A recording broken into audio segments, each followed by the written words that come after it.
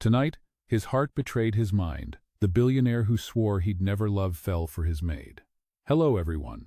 Before we begin today's story, I have a small favor to ask. Please hit subscribe and turn on the notification bell so you never miss our channel's new videos. It's quick, free, and the best way to support us in bringing you more dramatic stories. Your support means the world to us. Where are you watching from? Drop your city or country in the comments below. Thank you very much. Now, let's get back to our main character. The rain that night was relentless, tapping against the vast glass walls of the Hale estate like impatient fingers. Inside, every room gleamed with wealth marble floors, silver-framed portraits, untouched pianos but not a single sound of life. Jonathan Hale, 38, billionaire, CEO of Hale Dynamics, stood by the window with a glass of whiskey that had long lost its warmth. He had everything men envied: money, power, the kind of name that opened every door. But since the accident that took his wife 2 years ago, he hadn't spoken to anyone unless it was necessary. His heart had gone cold, his world mechanical. That was why he didn't want a maid. He wanted silence. Yet tonight, he had called one anyway. Not for help, just to stop the echo of his own thoughts. The doorbell rang, faint but clear. When he opened it, a young woman stood there, drenched from the rain, clutching a worn leather bag. "Mr. Hale, I'm Lena. The agency sent me." Her voice was soft, careful, the kind of voice that apologized even when it hadn't done anything wrong. He studied her early 20s, hair pulled into a messy bun, soaked shirt sticking to her arms. "You're late," he said flatly. "The bus broke down halfway," she replied, eyes lowering. "I walked the rest." He almost shut the door, but something in her tone, unaffected, honest, made him pause. "Fine," he muttered, stepping aside. "Don't expect kindness here. Just do your job." The house swallowed her steps. She took in the scent of cedarwood and cold air, the kind that never mixed with laughter. The agency's file said she would clean twice a week, no questions asked. But the air around him felt heavier, like grief had its own gravity. As she moved through the dim halls, wiping dust from framed photos, her eyes caught the grand piano in the corner of the study, covered with a dark velvet cloth. Her fingers twitched, tempted. "Don't touch that." His voice came from behind her, low and sharp. She spun, startled. He was standing closer now, the glass of whiskey gone. "That room is off limits," he added, his eyes briefly flicking toward the piano before turning away. "Understood," she said quickly, gripping the cloth tighter in her hand. He left without another word. The silence closed in again, but not the same kind. It was charged, humming with something unspoken. Later that night, as she finished tidying the kitchen, she noticed a half-empty cup of tea beside the sink. Steam still rose from it. She hadn't made it, and he never drank tea. A faint realization flickered in her mind. Maybe she wasn't the only one trying to fill the silence. Upstairs, Jonathan stood by the window again, watching her silhouette move through the kitchen lights below. He told himself it was curiosity, nothing more. But as thunder rolled across the night sky, and she placed a second cup beside his untouched tea, he realized something he hadn't in years. His loneliness was starting to look back at him. The following morning, the rain had stopped, but the air still smelled like cold stone and wet leaves. Lena woke before dawn, her small rented room in the servants' wing still dark. She tied her hair into a loose braid, slipped into her uniform, and stepped quietly into the silent halls of the Hale estate. The world inside that mansion never seemed to change, always polished, always still, like time itself was afraid to move. She began her routine, dusting the library shelves, wiping the counters that no one ever touched. Every surface shone, but there was no warmth anywhere. When she reached the piano room, she stopped for a moment. The dark velvet cover still hid the keys. And for a second she thought she heard a note echoing in her mind. Her mother used to say that some houses breathe sadness, and she could feel it here, in every corner. Jonathan Hale was already awake. He had not slept much. He was in his study, the one place where silence did not feel like punishment. The newspaper lay open on his desk, but his eyes were fixed on the security monitors instead. Through one of the small screens, he could see her moving quietly, carefully, like she belonged everywhere and nowhere at the same time. He told himself he was only checking her work, making sure she did not touch anything she should not. Yet when she turned toward the window and sunlight caught her face, he found himself pausing. He could not remember the last time someone looked so alive in this house. At breakfast, she entered the dining hall with a tray, setting it in front of him without a word. "You can just leave it," he said without looking up. "Yes, sir," she whispered. But as she turned to leave, he noticed her hand trembled slightly. "How long have you worked in service?" he asked suddenly. She hesitated. 3 years, sir. Mostly short contracts."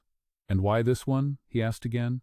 "Because it pays better," she said honestly. For a brief moment, the corner of his mouth twitched, not quite a smile, but close.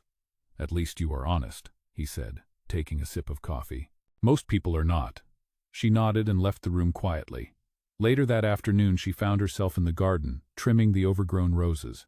The autumn wind carried a faint chill, and her fingers were red from the thorns. When she stood to stretch her back, she caught a glimpse of Jonathan on the balcony above. He was watching her, though he quickly turned away when their eyes met. She looked down, unsure whether to feel nervous or seen. Inside, Jonathan stood frozen, caught off guard by his own reaction. He had promised himself he would never get close to anyone again. Love had been a battlefield, and he had lost every piece of himself on it. But that girl, her quiet persistence, her small kindnesses, was starting to shake something loose inside him. That night, he walked past the kitchen and saw her sitting by the counter, a single cup of tea in her hands. She did not see him. She was humming softly, a tune barely audible, something old and aching. He stood there for a long moment, unseen, listening. It was the same melody his wife used to hum before bed. The realization hit him hard enough that he had to step back into the shadows. For the first time in years, Jonathan Hale did not feel in control. Upstairs, he stared at the piano room door for a long time before finally opening it. He removed the velvet cover and touched the keys once, just once.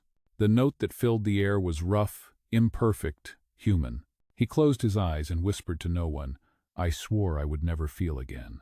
But downstairs, as Lena placed a second cup of tea on the counter, one for him, though he would never drink it, she whispered back to the empty kitchen, "Maybe feeling again is not such a bad thing." The night grew quiet once more, but something in that house had changed. 2 cups of tea sat cooling side by side, and for the first time in years, the Hale mansion no longer felt entirely alone. The following week passed in a strange rhythm. Jonathan kept to his study, buried in work. But something about the air in the mansion felt different now. The silence had softened. Lena continued her duties with quiet precision, yet her presence had begun to leave invisible fingerprints everywhere: fresh flowers in the hallway, curtains slightly open to let the light in, a faint trace of vanilla soap lingering in the air. It was as if the house was breathing again, cautiously, after holding its breath for too long.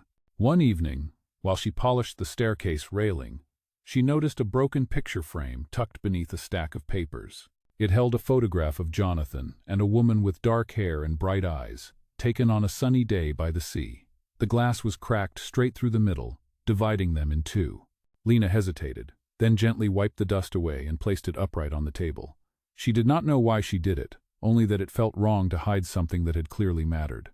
Jonathan entered the room moments later, stopping when he saw what she had done. For a second, anger flashed across his face, but it faded just as quickly.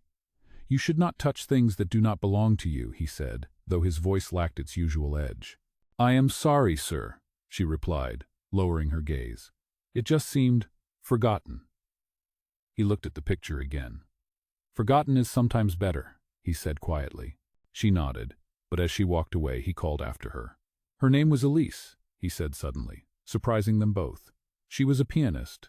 Lena turned back, unsure whether to respond. "She must have been kind," she said softly. "People who love music usually are." Jonathan gave a short, almost bitter laugh. "She was fire and light. I was just the fool who thought I could hold both." He dismissed her with a small motion, but his eyes lingered on the photo long after she left. Later that night, Lena sat by the small staff kitchen table, writing a letter she would never send to her mother in the hospital, telling her she was fine, that the people here were kind, that maybe for the first time she felt like she was part of something larger than her struggles. Upstairs, Jonathan poured another glass of whiskey, but did not drink it. Instead, he found himself standing outside the piano room door again. The velvet cloth was gone now. He traced his fingers across the keys but did not play. In his mind, the melody from that night returned her humming in the kitchen, soft and uncertain, like she was stitching sound into silence. The next morning, he told the head housekeeper to give Lena 1 day off per week and to double her pay. When the woman raised an eyebrow, he simply said, "She is efficient." But it was not efficiency he was rewarding. It was the way she had unknowingly brought warmth back into the coldest rooms. Days later, as the first snow began to fall, Lena was wiping down the window panes when she noticed Jonathan in the courtyard below, standing in the open without a coat. He was staring up at the sky, the snow landing on his dark hair, melting before it could stay.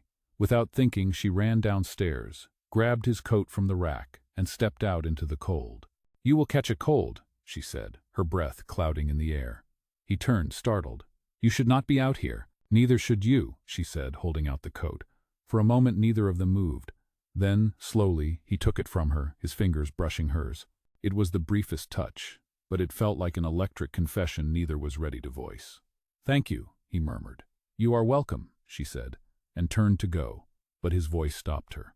"Lena," he said quietly, "do you believe people can love twice?" She looked at him, the snowlight catching her face. "I think hearts do not stop loving," she said. "They just forget how, until someone reminds them." She walked back inside, leaving him standing in the snowfall, his heart beating louder than the winter wind. Upstairs, as she closed the window, she whispered to herself, "And maybe he is remembering right now." Winter deepened over the Hale estate, and with it came a strange stillness that felt almost fragile. The days shortened, the light faded earlier, and the mansion seemed to exist in its own quiet orbit. Jonathan worked from home more often now, and though he told himself it was for convenience, part of him knew it was not about work at all. It was the sound of her footsteps, echoing faintly through the halls, the soft clink of dishes in the kitchen, the occasional hum of a melody that seemed to follow him wherever he went. One afternoon, he found Lena in the library, standing on a small step-stool as she rearranged the shelves. "You can leave that," he said, his tone softer than he intended. She turned, startled. "I was just organizing the travel section, sir." They were covered in dust. "No one reads those," he replied, but there was no reprimand in his voice. She smiled slightly. "Maybe that is why they needed attention." He looked at her for a long moment, then walked to the window. Snow drifted outside, falling in slow, deliberate motion. "Do you like the snow?" he asked. "I used to," she said. "When I was little, my mother would take me outside and we would try to catch flakes on our tongues." She said snow was proof that the world still knew how to start over. Jonathan said nothing, but something in her words stayed with him. Later that night, he found himself standing by the grand piano again. The velvet cloth was gone for good now, and the faint reflection of the chandelier shimmered across its polished surface. He sat down for the first time in years. His fingers hovered above the keys, uncertain, then pressed one note. The sound was uneven but real. When he played the next, he heard her voice from the doorway. "That is beautiful." He turned. She was standing there holding a tray with tea. "I did not mean to interrupt," she added quickly. "You did not," he said quietly. "I forgot what it sounded like." She set the tray down and walked closer. "Music never leaves," she said softly. "It just waits for someone brave enough to listen again." He met her eyes, and for a brief second the air between them felt alive. "Would you like to learn?" he asked suddenly. She blinked, unsure if he was serious. "I have never played before." "Then you will start tonight," he said, shifting over to make space beside him. She hesitated but then sat down, her shoulder brushing his. He guided her hand to the keys, his fingers over hers. "Press here," he murmured. "Do you feel it vibrate?" "Yes," she said, smiling for the first time without hesitation. They played a simple melody together, hesitant, clumsy but honest. The house, once cold and echoing, now filled with imperfect music that somehow sounded right. For the first time in years, Jonathan laughed, quiet and unguarded. "You are not terrible," he said, and she laughed too, the sound so light it almost hurt. Days passed, and their lessons became routine. She brought tea. He played. Sometimes they talked. Sometimes they just let silence do the talking. But something unspoken grew between them, something both of them tried to ignore. Then came the night that would change everything. The snowstorm was worse than usual, fierce enough to cut power to half the estate. Candles flickered across the darkened halls. Lena was gathering blankets when she noticed the light still glowing in the piano room. Jonathan was there, sitting in the dim light, lost in thought. "You should rest," she said softly. It will be a long night. I cannot, he said. Too many ghosts awake when it is quiet. She placed the blanket on the couch beside him and turned to leave, but he spoke again. Stay a while, just until the lights return. She hesitated, then sat down across from him. The storm howled outside, but inside, the world seemed to narrow to the space between them. Lena, he said after a long pause, I have spent years convincing myself that feeling nothing was strength, but lately I am not so sure. Her breath caught. Maybe feeling is the only strength that matters, she whispered. He looked at her then, really looked, and for the first time since losing his wife, Jonathan Hale allowed his heart to ache for something new. The storm raged outside, but in that room, something fragile and forbidden began to thaw. The morning after the storm, sunlight poured through the tall windows of the Hale estate, scattering across the marble floors like pieces of gold. Lena woke earlier than usual, unsure if what had happened the night before was real or just a dream carried by candlelight and thunder. The air still held the faint scent of melted wax and warmth, a strange comfort she had not felt in years. She moved quietly through the halls, humming the same melody they had played together, her hands brushing against the furniture as if greeting the house itself. When she reached the kitchen, she found a note on the counter written in Jonathan's careful handwriting. Breakfast on the terrace. Bring the tea. She hesitated, the corners of her lips curving into a smile before she could stop it. Outside, the garden glistened under a thin layer of frost, the roses encased in ice like fragile glass. Jonathan stood by the table wearing a dark coat, the sunlight outlining his figure in a way that made him look almost human again. You got my note, he said. I did, she replied softly, setting the tray down. You look different in the morning. So do you, he said, surprising himself. She poured the tea, the steam curling between them. You did not have to make breakfast, she said. I did not, he admitted. I had the staff prepare it, but I thought it might be nice to share it with someone for once. The honesty in his voice made her chest tighten. They ate in comfortable silence, until he finally said, I want to show you something. He led her to the music room, now bright with morning light. On the piano sat a folder of sheet music, some pages old and faded. Elise wrote these, he said quietly. But she never finished this last one. I think she meant it to be played with two people. He turned to her. Would you help me complete it? She looked stunned. I am not sure I can. Neither am I, he said with a small smile. But maybe together we can be less wrong. That afternoon they played, stopping and starting, laughing when they missed a note, building something between them that was more than music. Every sound, every glance seemed to draw them closer until the air between them felt too full, too alive. Days passed like that. The lessons turned into long conversations, the silences turned into glances that lingered too long. For the first time in years, Jonathan allowed himself to feel warmth without guilt, and Lena found herself caught between admiration and fear. One evening she received a call from the hospital. Her mother's condition had worsened. She tried to hide the panic, but Jonathan noticed. Go, he said immediately. Take my car. I cannot, she protested. It is too far, and I cannot leave without permission. You have it, he said firmly. And you will not take the bus. My driver will bring you. She hesitated, tears in her eyes. Thank you. Do not thank me, he said, his voice low. Just come back. She left that night, the storm of emotions following her all the way to the city. When she returned 2 days later, exhausted but relieved, the first thing she saw was the piano room light glowing through the window. Jonathan was there, waiting, his eyes meeting hers as if he had been counting every minute. How is your mother? He asked. Stable, she said. She will recover. He nodded, then handed her a small envelope. These are the hospital bills. Consider it a loan. She shook her head. I cannot take this. You can, he said, because it is not charity. It is care. The words hung in the air between them, fragile and heavy at once. Jonathan, she whispered, his name foreign yet familiar on her tongue. You should not. But before she could finish, he stepped closer, his voice trembling for the first time. I know. I should not. I promised myself I would never love again. He paused, eyes locked on hers. And yet, here I am, breaking that promise every time I see you. The air stilled, the house holding its breath. She wanted to speak, to tell him that love between them made no sense, but her heart betrayed her silence. He took one step closer, the distance between them now measured in heartbeats, not inches. "Tell me to stop," he whispered. She did not. Outside, the frost began to melt, and somewhere in the house, the unfinished song waited, just a few notes away from becoming whole. That confession changed everything and nothing all at once. For days afterward, neither Jonathan nor Lena spoke of what had happened in the piano room. Life in the Hale estate continued with the same rhythm, meals served, lessons played, footsteps echoing down marble halls, but beneath the surface, every glance carried a weight neither of them could deny.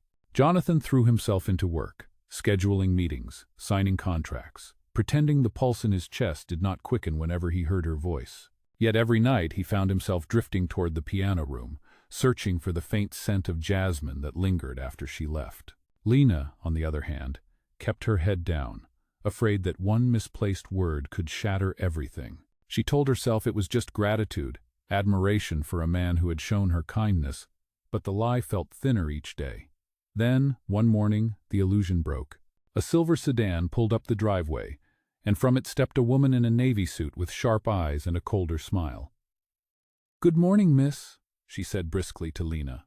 "I am Evelyn Clark, Mr. Hale's public relations advisor. You must be the new maid." Lena nodded, unsure why the woman's gaze made her feel small. Evelyn's smile did not reach her eyes. "I see why he kept you hidden. It will be easier that way." Before Lena could reply, Jonathan entered the room. "Evelyn," he said, his tone tight, "you are early."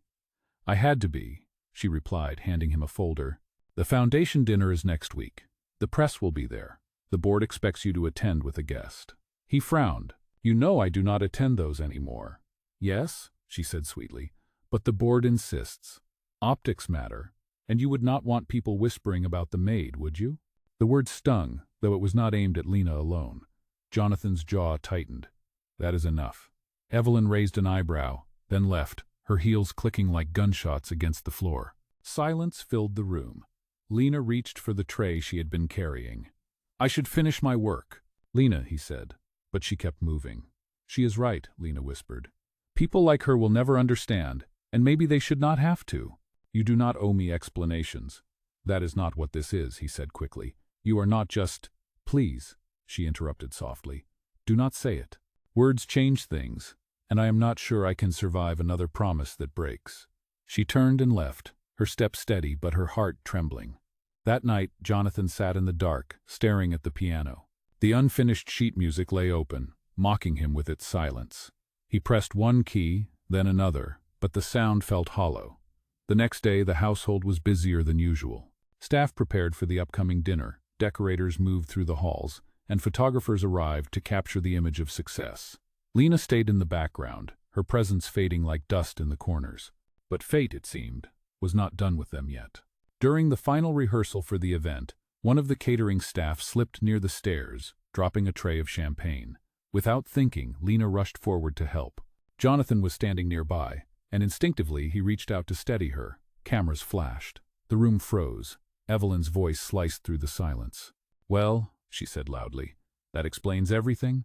By the next morning, headlines spread across the city. Reclusive billionaire and his maid affair or scandal. Jonathan's phone rang non-stop, but he ignored every call. When he finally found Lena, she was packing her bag. "I have to leave," she said, her voice trembling. "You cannot," he said. "They will destroy you if you stay." "They already are," she replied, tears glinting in her eyes. "But if I stay, they will destroy you too." "Let them," he said, his voice breaking. "I do not care." "But I do," she whispered. She handed him the small folded sheet of music they had been working on. "You can finish it without me." He took it, his fingers trembling. "Lena, please." But she was already walking away. The front door closed behind her, leaving only the sound of distant thunder and the echo of a promise neither of them had wanted to break. Upstairs, Jonathan sat at the piano, the keys blurred through his tears. The song was unfinished, but every note he played carried her name. Days bled into nights after Lena left, and the Hale mansion returned to its old silence. But this time it was heavier, almost suffocating. The rooms that had once felt alive now seemed to mock him with their stillness. Jonathan tried to lose himself in work, attending meetings and interviews, pretending that the world outside those glass walls still mattered. But every sound reminded him of her, the echo of her footsteps, the whisper of her laughter in the piano room, the faint trace of jasmine that refused to fade. The scandal had burned fast, as they always did. For weeks, the media spun stories about the billionaire who had fallen for his maid. Headlines called him reckless, unprofessional, a man blinded by grief and desire. The board of directors at Hale Dynamics demanded a public statement, a denial, but Jonathan refused. "Let them talk," he told his assistant, his tone sharp. "I will not lie about what they do not understand." Evelyn, his public relations advisor, called it career suicide. "You are giving them exactly what they want, a tragic love story they can devour," she hissed during a meeting. "You have shareholders, Jonathan. You have a reputation." "I had one," he said quietly. "And it kept me empty for years." That night, he sat at the piano again, the sheet music Lena had left still unfolded in front of him. He traced her handwriting, small, neat, with tiny hearts drawn next to certain notes, and felt something inside him collapse. He had spent his life controlling every variable, but love was not something that could be managed. It demanded surrender, and he had never learned how. Meanwhile, miles away, Lena worked in a small cafe on the edge of town. It was a quiet place that smelled of coffee and cinnamon, and though she smiled for customers, her heart was somewhere else. Every morning she read the newspapers stacked near the counter, dreading the day she might see his name again. When the scandal faded, she told herself it was for the best. He would move on. Men like him always did. But late at night, when the cafe was empty and the lights dimmed, she would sit by the window and hum their unfinished song. It was the only way to keep him close without breaking herself further. Then, one afternoon, as she wiped down a table, a familiar voice startled her. "You still hum when you work," the man said. She froze, the cloth slipping from her hand.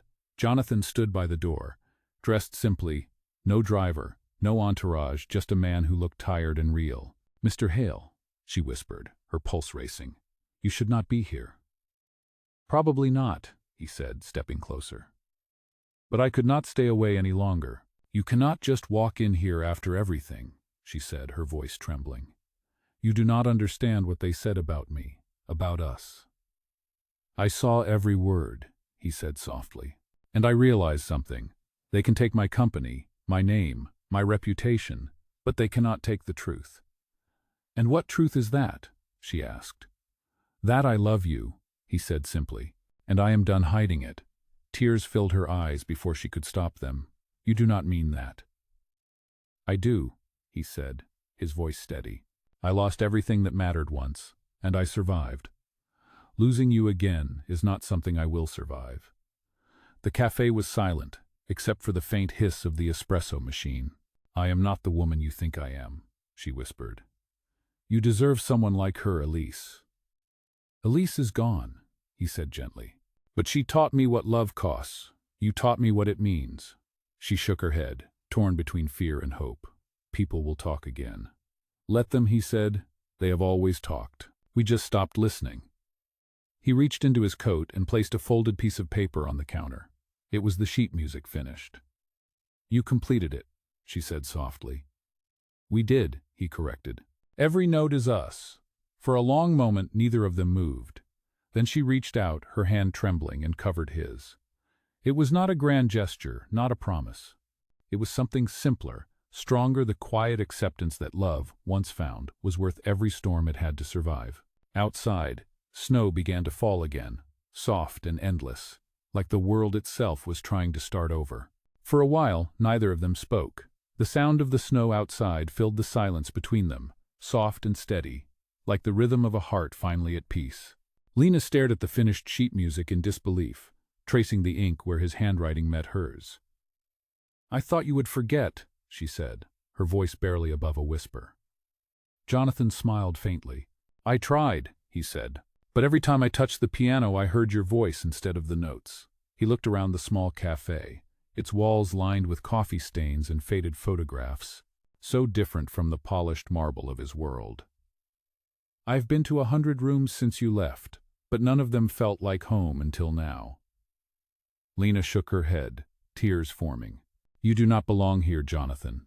You have a life waiting for you, an empire, a name. People will not understand." He stepped closer, his voice soft but firm.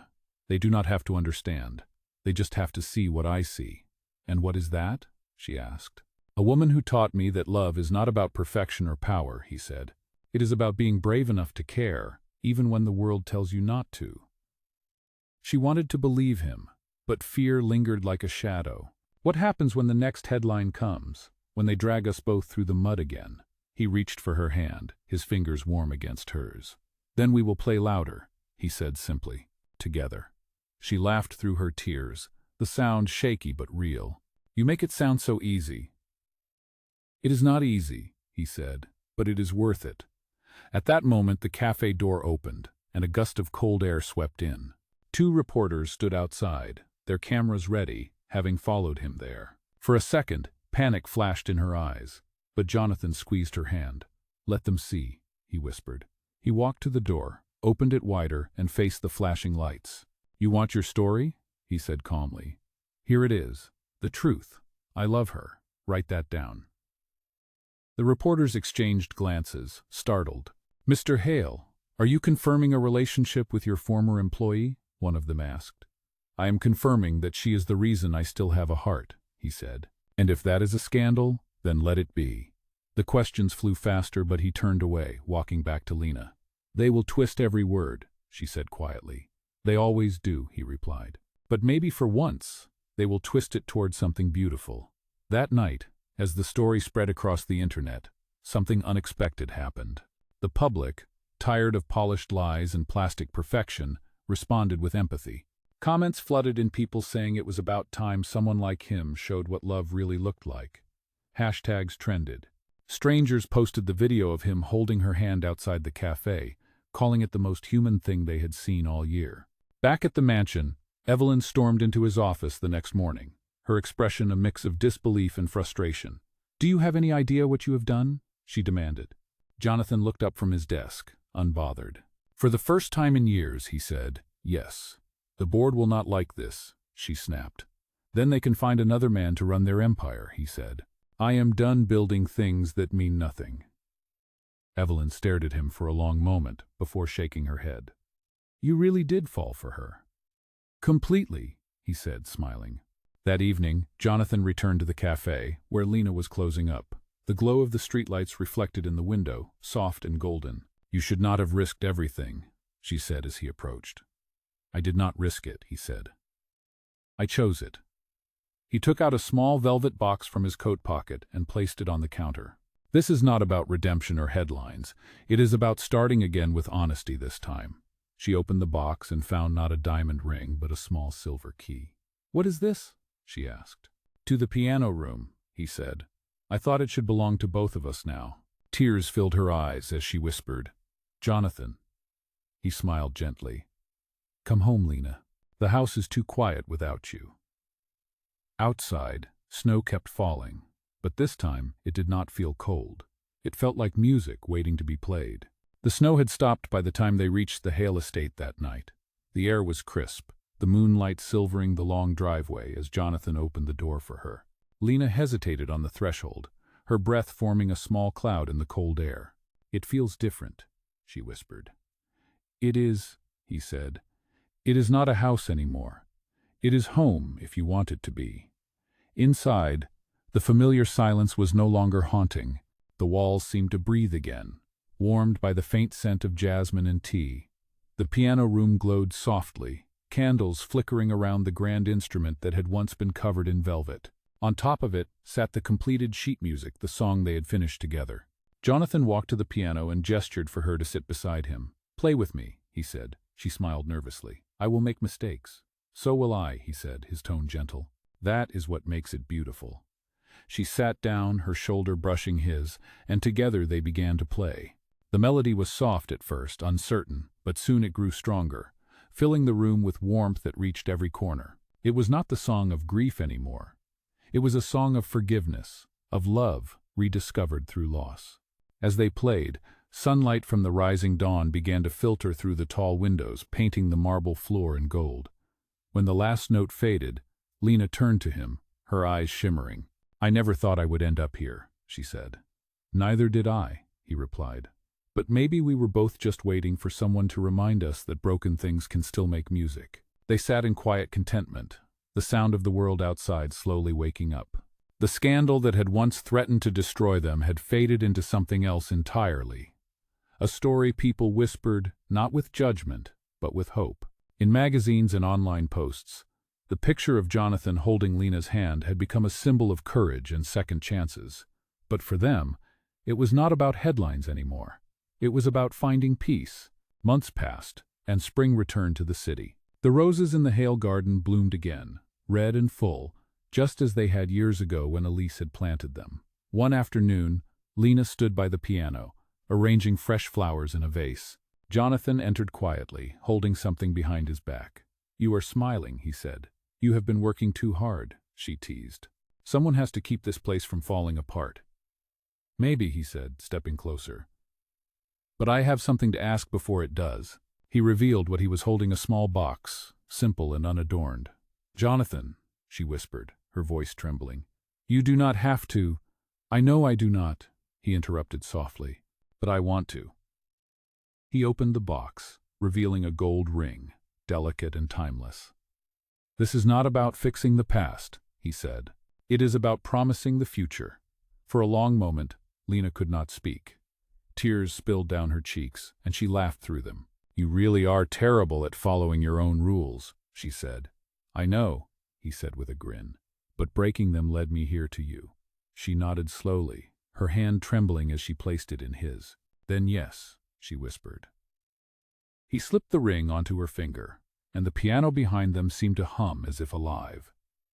Outside, the wind carried the scent of blooming roses through the open window. Later, as they stood on the terrace watching the sunset, he wrapped an arm around her shoulders and whispered, "Do you remember what you said about snow?